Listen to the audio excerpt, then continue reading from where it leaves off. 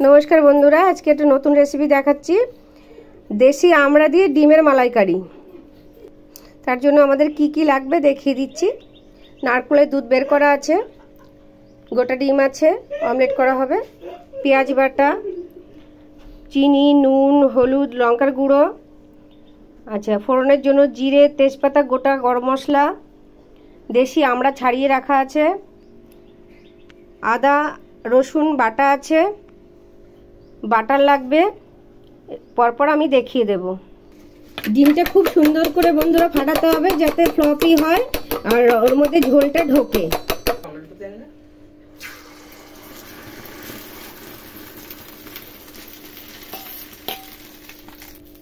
এইরকম রোল করে নেবেন বন্ধুরা,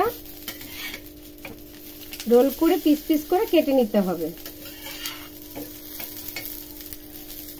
এরকম ছোট ছোট পিস করে কেটে নেবেন, তাহলে ওর ভেতরে ঝোলটা ভালো ঢুকবে, খেতে টেস্টি হবে। এই দেখুন বন্ধুরা, ডিমের অমলেটগুলো করে আমি পিস পিস করে কেটে রেখেছি। কড়াই গরম হয়ে গেছে, আমি দিয়ে দেবো সাদা তেল। তেলটা গরম হয়ে গেছে, এবার এই গোটা গরম মশলা, জিরে, তেজপাতা, শুকনো লঙ্কা ফোড়নে দিয়ে দেবো।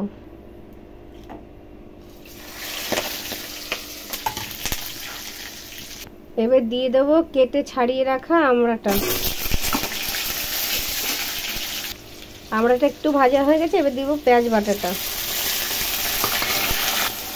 সঙ্গে আদা আর রসুন বাটাটা দিয়ে দেবো। এবার দেবো লঙ্কার গুঁড়ো, চিনি, নুন আর হলুদ গুঁড়ো দিয়ে মশলাটা খুব সুন্দর করে কষতে হবে। কষতে কষতে তেল ছেড়ে আসবে, তখন নারকেলের দুধটা ঢেলে দেব।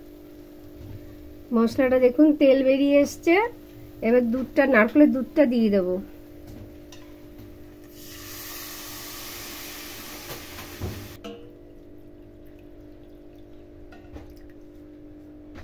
টকবক করে ফুটছে দেখুন, একটু বাদে আর একটু শুকিয়ে গেলে ডিমটা দিয়ে দেব। মাঝে মাঝে একটু নেড়ে দেবেন যাতে নিচে ধরে না যায়। এই দেখুন অনেকটা ঘন হয়ে গেছে। এইবার ডিমগুলো একে একে ছেড়ে দেব। সব ডিমগুলো দিয়ে দিয়েছি। মাঝে মাঝে আস্তে আস্তে করে নেড়ে দেবেন বন্ধুরা, না হলে ডিমটা ভেঙে যেতে পারে। ডিমটা ফুলে ফুলে কড়াই ভরে গেছে।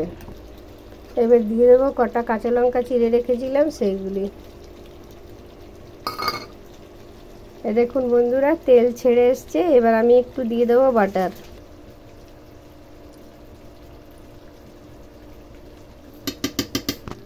আমাদের দেশি আমড়া দিয়ে ডিমের মালাইকারি রেডি।